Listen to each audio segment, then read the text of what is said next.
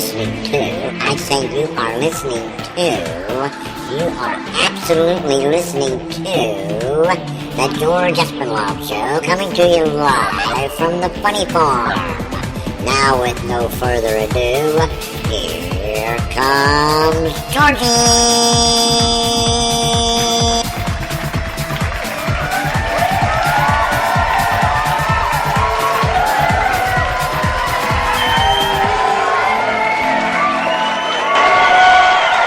Thank you. Oh my.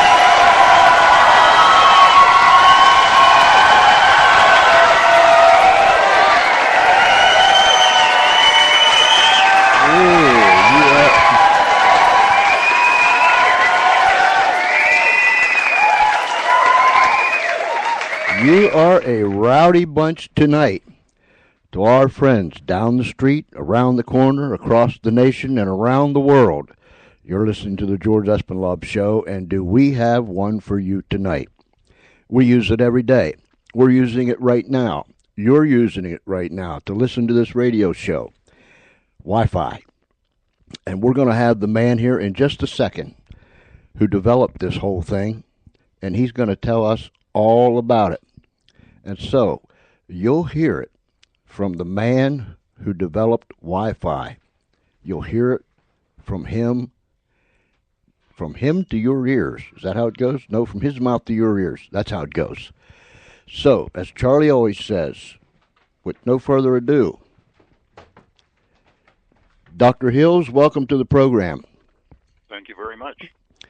It's a delight to have you, sir. Thank you. It's a delight to be here. We usually ask our guests to tell us about themselves, where they've come from, some of their background, so on and so forth. Could you do that for us? Of course. Well, this whole radio story, which I think is what we're going to lead up to, is Wi-Fi, started for me when I was a teenage ham radio operator, and that's how I first started to learn about radio. Then later went to engineering school. I was a U.S. Army Signal Corps officer and ended up in Alaska, where in Alaska I worked on opening up the state to telecommunication services. That was in the 70s.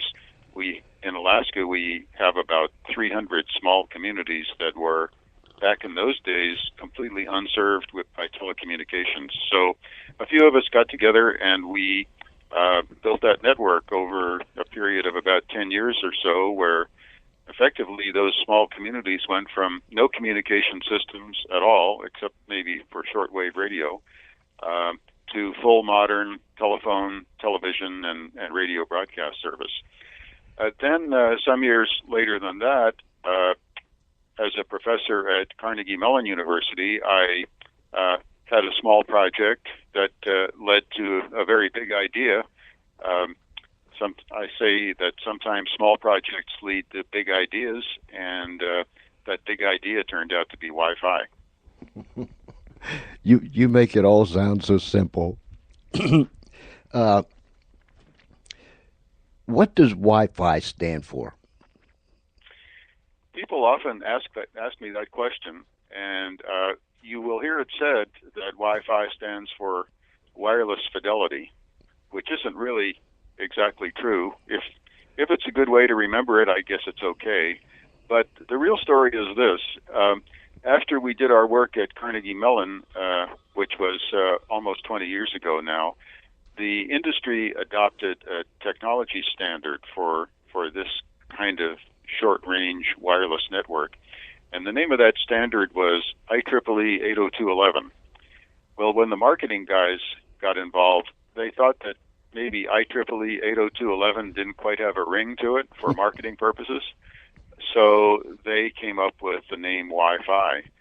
But I've looked into it, and actually there's nothing more to it than just that, Wi-Fi. It doesn't stand for anything. I suppose at the time we had high quality sound systems were called, at least back in the day, were called hi-fi, and maybe somebody thought that Wi-Fi sounded like hi-fi and therefore denoted high quality. it might have been something like that, but there really is no more to it than just the creation of a made-up word to represent that new wireless technology. That hi-fi Wi-Fi, that makes sense to me. Okay, well, Yeah, that makes sense to me. You did this at Carnegie University. I mean, you designed the Wi-Fi setup there. Is that correct? well, yes, it started off as a small project, and it's called Carnegie Mellon University. It's located in Pittsburgh. Old timers might know it as Carnegie Tech. At one time, it was called Carnegie Institute of Technology, but in 1967, the name was changed to Carnegie Mellon University. We have a world-class reputation in things like computer science, robotics, and even drama. We have a lot of Hollywood actors who are graduates of Carnegie Mellon.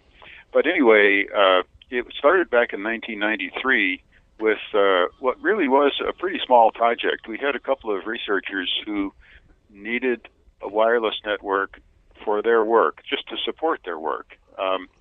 And this was in the days when we did have cellular telephones 20 years ago. They were just starting to become pretty popular, but no real activities around using wireless to interconnect computers. It was all voice telephone service. Nevertheless, some of my professor colleagues wanted to have a wireless data network that could connect computers together for their work.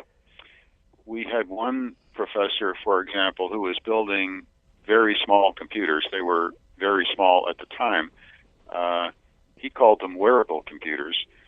In this age, about 20 years ago, a small computer was about the size of what we call a desktop computer right now. In other words, it was pretty big and pretty clunky, and not something that you'd be able to carry around. Anyway, my colleague Dan Sawarek was working with his students to build computers that you could actually carry. He had one about the size of a Walkman. Remember the Walkman? Yes. Portable radio you could hang on your belt? That was as small as he had been able to make computers at that time, but that was very small compared to what was on the market. And his reasoning was that with a person able to carry a computer around, that it'd be real nice to have that computer also connected to the internet. And this was also a time when the internet was becoming more popular, email and all that, for people using bigger computers. And he thought there might be a way to put it all together so that mobility or portability could dictate not only the computer itself, but then also the internet connections. So that was why he wanted that wireless network, the small net. He just wanted us to build a small network just that he could test things out. And that was really how it all got started. Small things turn into big things, like you said. The radio, the Wi-Fi, and the bad boys of radio. What is that all about? Well, that's the name of the book, and the book tells the story of how all this happened, starting in 1993. Wi-Fi and the bad boys of radio. Well, we've already talked about Wi-Fi. The bad boys of radio means the gremlins, the little tricks that radio waves play, and really cause problems sometimes for communication engineers who are trying to get radio systems or communication systems to work properly. So a big challenge of that kind of engineering is how to defeat the bad boys, how to beat them at their own game. There are lots of a fancier word would be a physical phenomenon that causes those radio signals to do things that maybe you don't want them to do. And that's what the bad boys are all about. So the whole story is a story of how to beat the bad boys of radio, and that's how we got that Wi-Fi system to work. Mm. How long did it take you to put that whole thing together? Well, we started in 1993 in the very early stages of the project. That was when I conceived the project and started to work on it, put a team together, and we had a system that was working pretty well about 2 years later in 1995. I'd say maybe late 1995. Things were really working pretty well in 1996. Now, your listeners will probably remember that the first time most of them even heard of Wi-Fi was probably somewhere around the year 2000. Mm-hmm. That was when Wi-Fi equipment was getting public attention. It was starting to hit the market in a pretty big way.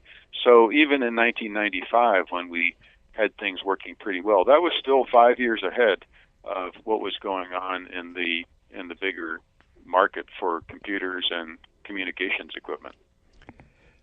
Now you're teaching at the university.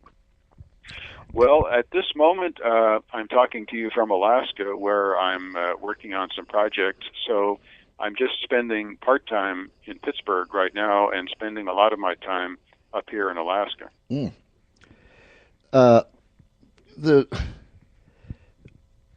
Still, you make this thing sound so simple. When I was reading this afternoon, I was noticing the work that you do with students all over the world. For instance, the orphanage in Rwanda, where some students put together a Wi-Fi network. Can you do this? Well, I mean, I guess you can do it, but how do you do that in a remote area? Well, let's see. So to build a Wi-Fi system at the orphanage in Rwanda, the first thing you need is an internet connection to get into that facility. Mm-hmm. And Wi-Fi doesn't really help you with that. So this would be pretty parallel to, I think a lot of your listeners are very familiar from plugging in their own Wi-Fi router, is first they need to have an internet connection to the house. And then with that interconnection, then you can plug in a Wi-Fi router. So it was the same way at the orphanage. The orphanage had to order from in that case it was the National Telephone Company, had to order the internet service, and that particular place is about 30 or 40 miles from the capital city. So the National Telephone Company was bringing the internet service into the facility, and then within the facility, my students and I worked on setting up a whole system of routers or access points to provide coverage throughout that whole space. There were about 1,000 students there and many more faculty and teachers. So the idea was to provide them with internet service using Wi-Fi wherever they were within that compound. Wow. And you do this all over the world? The work that I do with students nowadays, which isn't normally closely connected to the Wi-Fi project, but with the Carnegie Mellon students, we send them off in the summertime during summer break to work on projects in developing nations. And so we've worked in just about every part of the world. We've worked in Asia, we've worked in the Pacific Islands, South America, and Africa, always in developing nations that really need our help and don't have a lot of money to spend on it. So we send the students off. They work on 10-week projects, and the students, our Carnegie Mellon students, are really pretty sharp people and very capable with technology. And so they work as consultants to clients in these developing nations. Sometimes the clients are nonprofits or what they call non-governmental organizations. In other cases, they're government agencies, but they're all people that need our help. So it turns out that not only does the client get some real value and some real technical assistance, but the students get a lot out of it too, because in most cases, it's the first time they've really worked as professionals because they're still students. Mm-hmm. They're just learning their profession. But when they work on these projects, they are operating independently. I mean, I go out and visit them early in the project, but for most of the summer, they're all by themselves, and they pretty much have to make it happen. They have maybe email contact with me, maybe Skype, but I'm not there, and so it's kind of sink or swim. and 100% of the time they swim. So it's really great to see them succeed in that way. Now, when you did this Wi-Fi at the university, did you or the group that you worked with, did you end up getting a patent, or was it your sole possession, or just how did that work? No, we did not patent that work, and we worked with a partner. As I said, we were originally just trying to take care of the needs of our professors, and so we had a commercial partner who had a wireless product on the market, but it wasn't really adequate for our needs. So we worked with them to improve their product, mostly to make it smaller, so that we could get that mobility or portability I was talking about. And then we worked on the design methods that were needed in order to get the equipment to work in a building, where to put the units, how to point the antennas, how to assign the frequencies, and things like that. So it was a partnership that we had, but no, in this case, the university did not get any patents. We didn't make any money. We just turned it loose to the world, and I guess it's had a pretty big impact. I would think. Now, I had an incident today, excuse me, where I had to call Comcast. My internet was moving slower than dirt. So I called the man and I asked him if there was some kind of problem here in our area. And he said, no, there's no problem. But anyways, we ended up resetting the modem and the router. What is it? And I know there's a whole lot of things, but what is it when something like that happens? He told me this. Sometimes the router and the modem don't talk to each other, or they talk very slowly to one another. What causes something like that? Well, I have an idea what was going on in your case, but I agree that it's always a pretty good first step to just turn off the power and reboot, as it were. Remember, in the early days of computers, we always spent a lot of time rebooting. Oh, yes. Where the system gets itself into a state and it can't get out. And so that kind of thing goes on a lot with computer technology, although I have to say that in recent years, I have not had that problem with my Windows operating system nearly as much as I did at one time. A friend once told me that if Microsoft built a car, and if you had problems with that car, the solution would be to turn off the engine, roll down the windows, roll back up the windows, turn on the engine again, and everything would be just fine. So that kind of captures it. But with the wireless routers that most people have, there is a process that when a computer connects to that wireless router over the Wi-Fi link, there's a process. There's something called an IP address that the router has to assign to your computer, and that happens every time you connect. It's completely invisible to the user, but what can happen is the router can actually run out of IP addresses. There may be an upper limit of 255 addresses that are available. And the way to take care of that problem is to just disconnect your router from AC for 15 seconds, plug it in again, and then it'll reset everything, and it'll have new addresses to assign and start all over again. So that's one example of the kind of thing that can happen. But I agree with the technician that it's always a good first step to just effectively reboot. Just turn off power and turn it on again, and very often that will solve it. Yeah, excuse me, that's what we did, and once everything rebooted, we were just back up and going our merry way again. What are the fastest speeds out there right now? Are you talking about Wi-Fi? Yes. Okay, because Wi-Fi speeds will be different from cellular speeds, and then the speed of the internet connection into your house is yet another speed that is good to be aware of. But in most of the Wi-Fi equipment that people are using these days, most of what people have in their houses runs at, so this gets, I think a lot of people understand the numbers, 54 megabits per second, which is 54 million bits per second. Now, that's not the fastest speed that's possible with Wi-Fi. That's the speed for a BG router, which is what most people have. There's also a newer technology called an N router, and that N like November, and that goes all the way up into the hundreds of megabits per second. But what most people have peaks out at 54.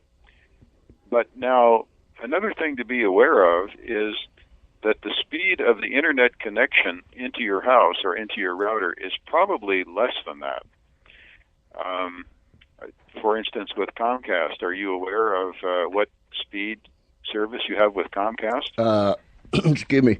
Sometimes I can put my mouse down on the little icon down there, and it'll tell me 54 MPSs, and then other times it'll say 30 some, but it'll go anywhere from 18 to 54. I suspect that's the Wi-Fi speed that you're looking at, because Wi-Fi will step down from 54 down to 36 and 18 and so on. But another speed would be the speed of the internet link into your house, and that's whatever when you signed up with Comcast, or when other people sign up with their internet service provider, they sign up for some speed, and that's the speed that will limit the speed of your connection to the internet. It's kind of like the weakest link in a chain, and in this case, it's if you have a whole series of connections, one connected to the other, whichever is the slowest will be the pinch point, if you will, and that'll be the one that will limit the speed of your connection. But nevertheless, having said that, the efforts are on to make Wi-Fi go faster and faster, and there's something now called gigabit Wi-Fi, which is just starting to roll out and just starting to appear in the market. And so a gigabit is 1,000 megabits, and so we're now getting up into the gigabits, or the thousands of megabits per second. So it's going pretty fast, and that's really going to be needed as people start to be more interested in running applications like video over their internet. Video is what we call a bandwidth hog. It really, really needs lots of speed in order to work well. And so that's, to some degree, driving the speed, the demand for higher speed internet connections. Maybe you can tell me, for instance, Comcast, when their line comes in to my house and goes to their modem, which my router goes to, and it's all hooked up to the desktop over there. What are they running through their lines? I mean, what is it that comes through that line that goes into that piece of machinery that makes a computer able to go on the internet? Am I making myself clear? Sure, yeah. Well, let's see. So I think Comcast is a cable TV company, so I think they're running a coaxial cable into your house, right? Uh-huh. And on that, am I making the right assumption that you also get your cable TV service from Comcast? Yes. Yeah, okay. So that coaxial cable is capable of carrying a very broad range of radio signals. It would be like if you had a shortwave radio and you could tune all the way from the very low end of the shortwave spectrum to very high up in the shortwave spectrum, or even higher. All of those radio signals are capable of being transmitted over that coaxial cable that comes into your house. And so the television channels will be in one part of the radio spectrum, in one part of the radio dial, if you like. Mm-hmm. And then in another part of the radio spectrum is space that's allocated for your telephone conversations, if you're using Comcast for your telephone service, and also for your internet connections. And so what the equipment does is it's really sending a radio signal, and then that radio signal is modulated in a way, just like you have AM amplitude modulation, FM frequency modulation. So that radio signal coming over the coaxial cable is modulated in a way that allows it to carry a data transmission. In other words, bits, ones and zeros, that can be understood by your computer. So the modulation technique is extremely complex, to say the least, but that's at least the general idea of what's going on there. Wow. That didn't seem so simple, like the other part did. When I read the page on Facebook and then go to your other site, it seems that you get great satisfaction from teaching others.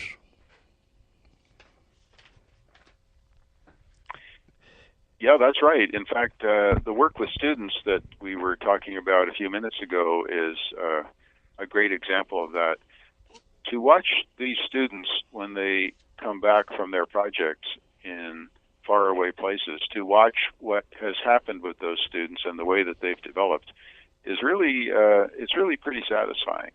And there's probably no substitute for putting them out there and letting them operate independently. I mean, by the time they do this, they've already been through 3 or 4 years of engineering school, computer science, mathematics, management school, whatever the specialty is.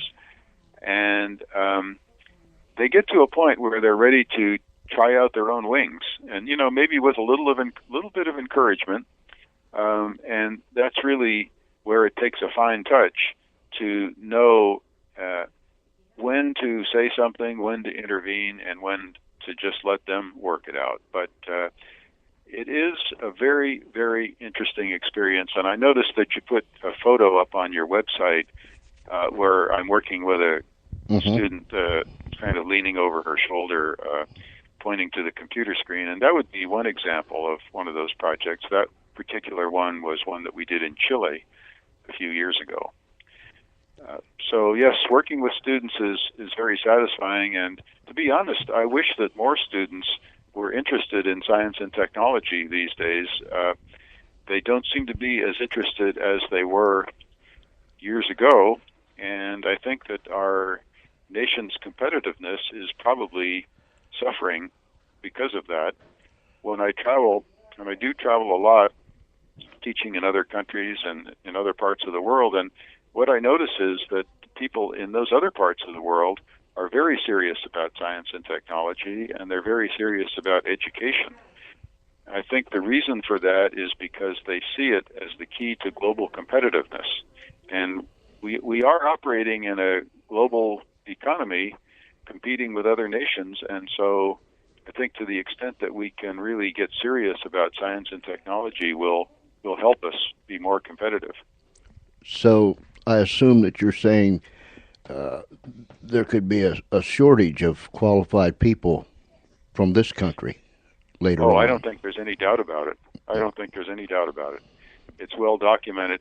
You may be old enough to remember Sputnik, when we got a wake-up call back in 1957 when the Russians launched that first satellite. And that really put a little scare into the United States, because it looked at that point like the Russians were ahead of us, and I think they probably were at that point. And then with that Sputnik experience, there was I'd call it a renaissance of interest in science and technology. Well, I think we're probably due for something like that again, because I think we probably need to wake up and get going on this stuff. And, I mean, I do have some really great American students. There's no doubt about it, but not enough. We really need more of them. We do have lots of foreign students coming into our university to study, and then in many cases they go home, and then they participate in the global economy from wherever they came from. So I think you get the picture. Yeah. Do you have any idea why we seem to have lost interest? I don't have an idea why, but I do know that it's not only at the university level, it's at all levels of our educational system. We lag behind in science and mathematics. So I think it's a national problem, even the presidential candidates are talking about it a little bit. I wish they'd talk about it more. Yes, yes. Without this, well, we all know what happens. What do you see as the future for Wi-Fi? Well, a lot of the future is, as I was saying earlier, faster and faster speeds. I mentioned the gigabit Wi-Fi going up into the thousands of megabits per second. But of course, in order for that to work, you're also going to have higher speed internet connections from Comcast, for example. That's also in the works. So with wireless, as well as with the internet in general, I see things going faster and faster in order to accommodate more applications and video, which is the most demanding application there is. But then, in addition to that, besides speed, with wireless, there's also the question of coverage. So to explain that a little bit, with a Wi-Fi router, or with any kind of Wi-Fi facility, you get a pretty high speed, relatively speaking, but a small coverage area. Mm-hmm. And I think we've all had the experience of turning on our device and we're kind of looking around for a nearby router or access point to get a connection, but you may not be close enough to get a connection, or if you're trying to piggyback onto somebody else's router, of course you're going to need an unlocked connection too, not just a signal, but one that's not locked mm-hmm. and requiring a password. So anyway, the Wi-Fi technology is a technology that provides high speed but a fairly small coverage area. On the other side of the coin, you have cellular, which now we're up to 4G cellular, which means the 4G means that they're getting cellular to go faster and faster. But as a general rule, the speeds on cellular are a lot slower than what you can get on Wi-Fi. They're both increasing, but Wi-Fi is way ahead of cellular in terms of the speed of the connection. On the other hand, cellular gives you a much bigger coverage area. So the ideal with cellular, you're not turning on your device and looking for an access point to connect to, because the cellular carriers provide much broader coverage over a city and even out into the suburban and rural areas. So the ideal would be to have broad coverage and also high speed. And the industry is coming at that from a couple different directions. One is, from the Wi-Fi side, there's something called super Wi-Fi, which is a little bit controversial because it's not exactly Wi-Fi. The technology is not exactly the same as Wi-Fi, but from the consumer's point of view, it's a lot like Wi-Fi. And the idea there is to use the spaces between television channels, getting down to this is a lower radio frequency, which means you can get more coverage. And so this is a way to get a bigger coverage area for a Wi-Fi signal. That's coming at it from the Wi-Fi direction. Coming at it from the cellular direction, well, the cellular companies are moving into later and later generations. We're up to fourth generation now. We started out with analog, and I don't know if you can remember the old analog cell phones. Yes. Mm-hmm. We didn't even use those for computer connections, generally speaking.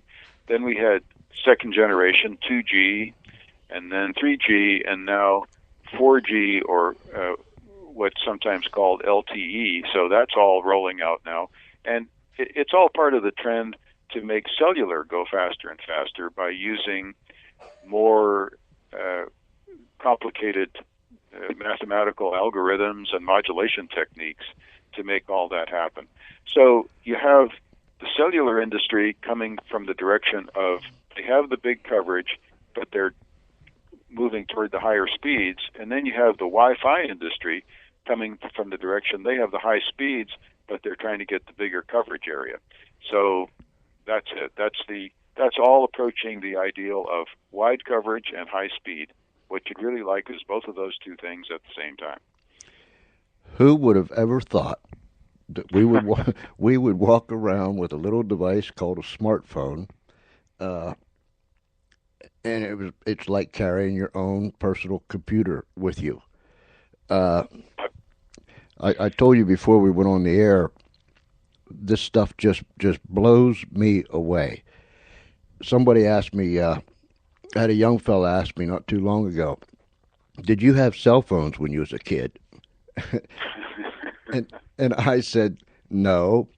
And after we talked a little while and he went his way, I sat down and I started thinking, now here's a young fella, he was only like 16, 17 years old. Here's a young fella that grew up with this stuff that we have. So in his mind, it's almost as if it's always been here. And he can't fathom that it wasn't here. And I tried to explain to him, without having a picture to show him, the old cradle phones that we used to have back home, and explained the party line to him and so on and so forth. But you could see just the way he was looking, and I had no picture to show him. But this stuff just blows me away, Dr. Hales.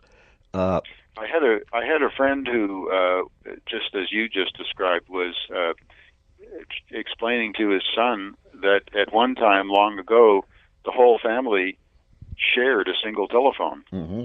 And the son's question was, who chose the ringtones? Yeah, man. But I told some of these other young people, when I was a kid, I don't even remember of having the word or the word computer in our vocabulary. We had no calculators. We had no computers. We just didn't have those kind of things. We didn't have Ataris or any of these other video game type things. Pinball machine, that was our big thing. Mm-hmm. But I remember when I got my first computer, and I think it had 8 gigabytes of memory, and I just thought I was uptown. And we had the old dial thing, first time ever that I saw the internet work, and so on and so forth. Ever since that, Dr. Hills, and I have to admit that I am an internet junkie. Let my internet slow down like it did today, or just completely go away, and I am a complete basket case. I guess Do you remember when that was that you had that first computer? it was back in 90, 94, 95, 96, I guess somewhere around in there. And what it was someone had bought one at Radio Shack back then, and they gave it to me. Well, I had no idea what to do with it, but I ran into a fellow down the road that worked on computers. I took it to him, and he built me a computer. And I just thought I was uptown. I had no idea what I was doing, but I just thought I was uptown. And then when we got got the internet, and I've never been the same since. Just haven't been the same since. So I'm one of those 64-year-old junkies that can't live without my cell phone, my internet, my iPad, and all these other devices. And thanks to fellows like you, we have these things. And I just wonder, I hope I live long enough to see a lot more of what's going to take place in this world, as we move down through the years. It's an amazing journey. It's just amazing. I agree. It's great. I told a fellow today, I said, I'm going to ask Dr. Hills probably one of the most craziest questions he's ever been asked. But I wonder a lot. My wife says I do wonder, but anyhow, people like you, that is gifted, I guess that's the word I could use, gifted, because everybody can't do this. You've been doing this from a very young age.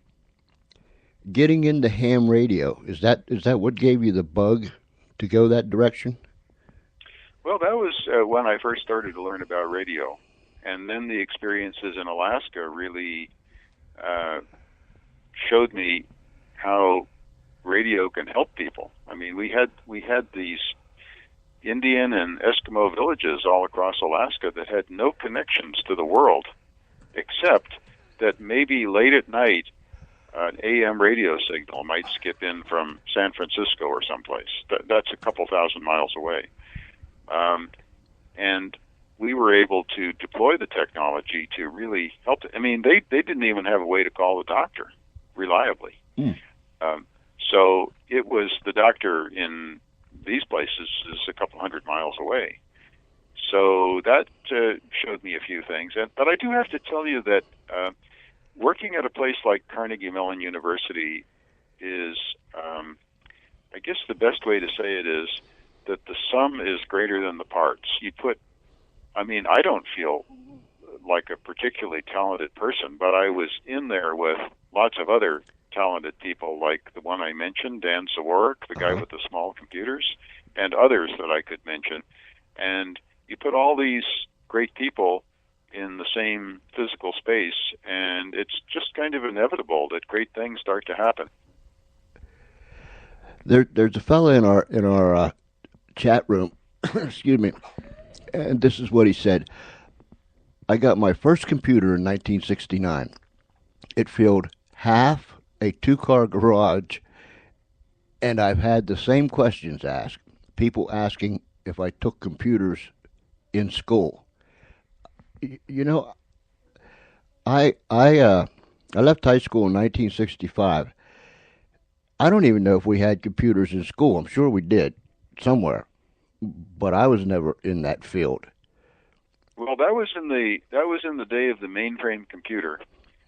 And I'm a little older than you are, so I was actually a designer on one of those big mainframe computers. And the computer that I worked on took up a space. This was a big computer, even in the day. This was a big, powerful computer, and it took up as much floor area as I have in my house right now. It was huge. That's about the same computing power that you can get in a desktop machine right now. So wow. that shows you how the technology has moved along. And then the way that back in the 60s and in the 70s, the way that computing power was, let's say, distributed out maybe to where more people needed it was, well, the primary way of using that kind of a computer was you wrote a program and you punched your program into punch cards. Have you ever heard of this? Yes, I've heard of that. Yes.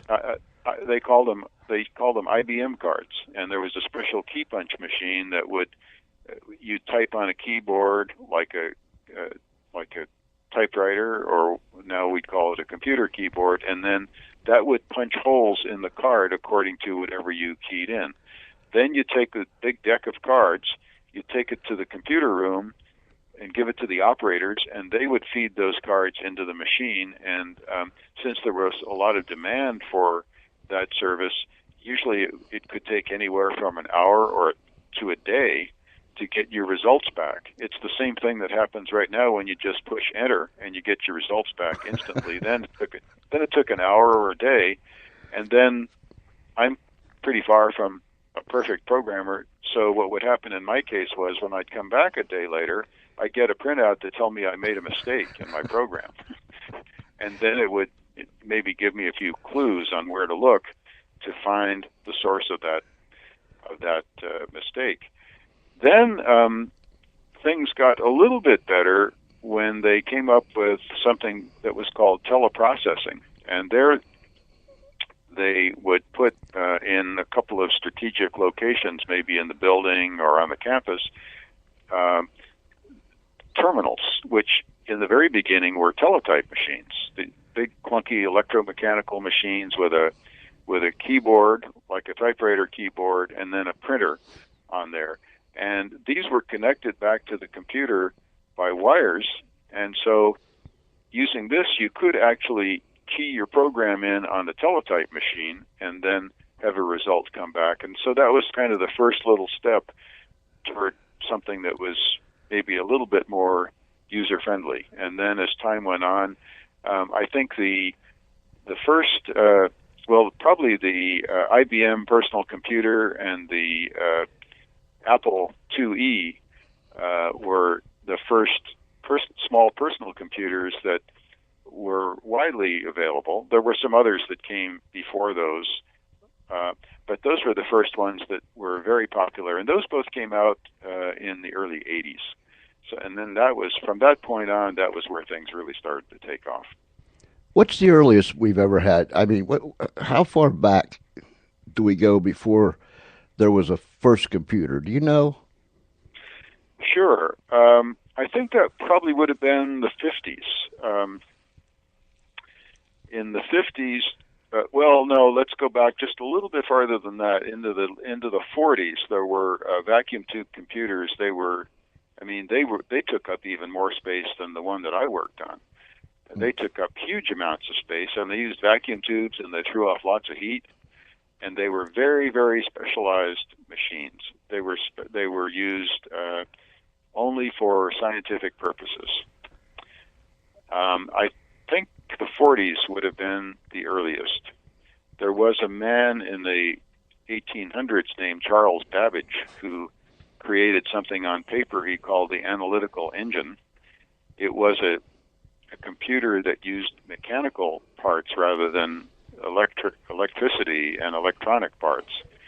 But he had a whole design for it. It was called Babbage's analytic engine. But it was so complicated that nobody could build it and get it to work. So I guess you could say that was the first computer, except nobody was ever able to build it. My goodness gracious. The first ones I know of were in the 40s. Wow. And these older ones, they would take up. Did I see pictures somewhere along my way where there was huge buildings full of a computer or computers when they were designed? Yeah, it was probably one big computer. And one of the problems that they had there was there were so many vacuum tubes in those machines, and vacuum tubes failed. You probably remember vacuum tubes in your radio or your TV set. Yeah. And vacuum tubes fail; they burn out. So with thousands of vacuum tubes, it's pretty probable that within the next couple of hours, one of them is going to burn out. So it was a problem just to keep things running. It'd be a problem just to keep a man handy, huh? Yeah, that's right. Wow, it's amazing. Now we have these laptops, smartphones. Our laptops probably have more power in them than some of them big ones did back then, huh? Oh, there's no doubt about it. They absolutely do. I had a guest on, probably 4 or 5 months ago, who's an adventurer and a photographer and an author, but he was telling me that he decided he was going to go on vacation, him and his family, and he was going to do what he called go dark. And then he explained what go dark was. He wasn't going to use his cell phone, computer, any electronic device. Mm-hmm. And he went dark for 30 days. And while he was... How did that work out? It worked out good for him, but while he was telling me over the air about it, I was sitting here in great trepidation and fear, trembling, just the thought of having to go dark for 6 hours scares the daylights out of me, let alone 30 days. I couldn't do it. I really couldn't do it. I admit it to the world. I could not do it. I think it is, even though I work with technology, I think it is a good thing to keep it all in perspective. Yeah, our students who work in developing nations, they go dark, maybe not on purpose, but when they get out into some of these places, the communication service just is not available, or it's up and down, it's in and out, and so it's involuntary, but that's what happens to them, and they come back and they say, well, it was good to be able to actually focus on the other people around me and things like that. So I remember as a kid, your playtime was outside, and you come in when the street lights come on. We didn't have the Atari games and all the things that the kids have today. And then I get to thinking, how did I ever live without a cell phone? How did I ever live without a computer? But those were the days, my friend. We thought they'd never end, as the old song said. I really. It wasn't so bad playing outside till the street lights came No, on, it wasn't. No, no. And, we rode bicycles without helmets and all that kind of stuff, flew down the hills sled riding and all those things, and we survived. But today, it's all technology. I have a friend in Pittsburgh by the guy named by, yeah, well, his name is Neil Haley. He has a tutoring business there, and he is on 80 different radio stations across America and around the world with his Total Tutor Network, his Total Education Network. He calls himself the Total Tutor. But why I said that was he is into the electronics big. And he gets into the tweeting and the instant messaging and all those things. And I've asked him, I said, Neil, how in the world, because I'll be doing something and my phone's doing all these different noises and I get tweets and messages from him and several other people at the same time, and I'm trying to figure out how do you do that and do anything else. Of course, he just laughs at me. I'm not too keen with the Twitter. I'm all right with the texting, but it takes me a while.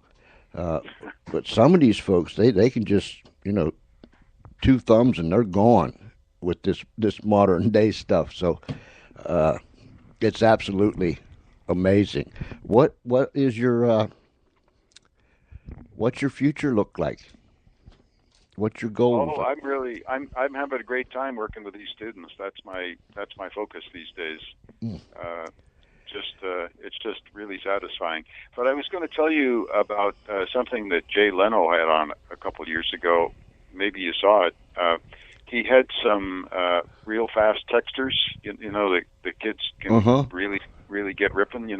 And so he had a contest. He put two texters up against two old gray-haired Morse code operators, and this was it was a head-to-head competition. With each team, he had one sender and one receiver, and he handed the two senders a card at exactly the same time with a message on it, and told them go. And the senders started sending to see which one could get the message through first. Do you know where I'm going with this? I think so, yeah. Yeah, yep. So the old timers won by a long shot. They were doing about 40 words a minute on Morse code. It's pretty fast. And they were admittedly real experienced guys. But anyway, that was one example of where the old timers won out. I watch these kids. I watch my grandkids, and it's just it amazes me. I use the biblical system, seek and ye shall find. That's my method. But Dr. Hills, it's been very, very interesting. When I told the Comcast man that you was going to be on tonight, he asked me 2 or 3 times during our conversation, Are you sure that he's going to be on? He was just flabbergasted. I said, honest, he's going to be here.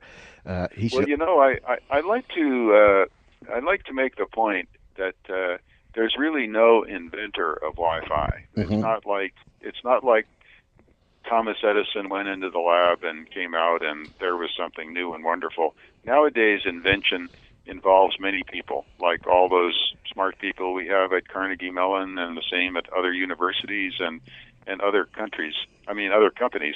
So Wi-Fi was really the creation of many people in many different institutions. It was just that at Carnegie Mellon was the place where we put the first network together. And so that's really our little claim to fame, is that we built the first Wi-Fi network. But really, we were standing on the shoulders of many others when we did that. Well, like you said before, one small thing turned into some gigantic, almost like a tsunami that's hit hit the world. Good things come from Pennsylvania. I'm from Pennsylvania. Oh, are you? Yes, from Altoona. I'm not far. I'm not far from Pittsburgh. So, Wi-Fi and the Bad Boys of Radio.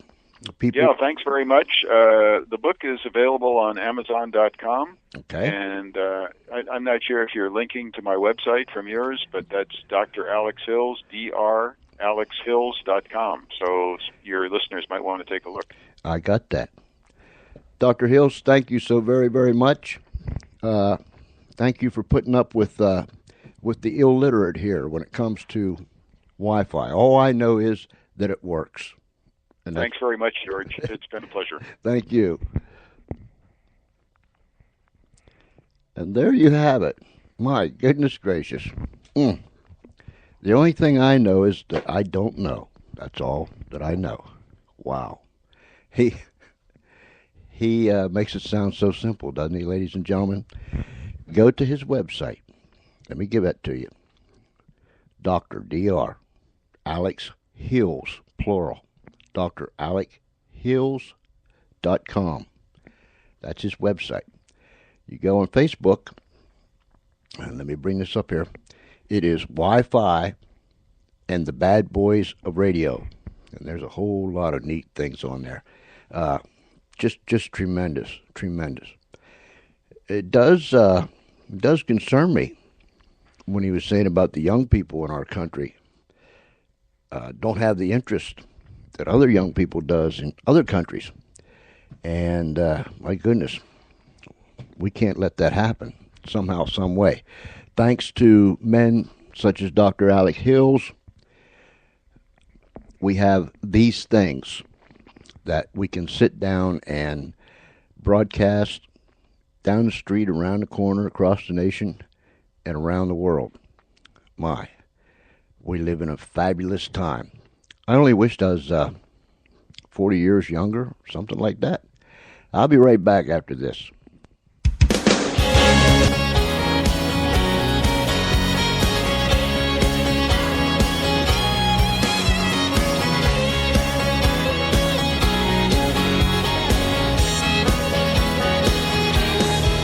They call me sugar and saucy. I'm cute, but I'm bossy. So if you want a doormat, don't call me. Got you like you on my speed dial. But baby, if you keep up, you can hang for a while. There's always too many men, too little time. If you're lucky, boy, I'll make you mine. 'Cause I see that Lone Star look on your face.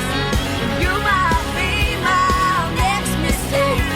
I ain't been drinking, but I'm sure messed up. 'Cause baby, tonight I'm addicted to love.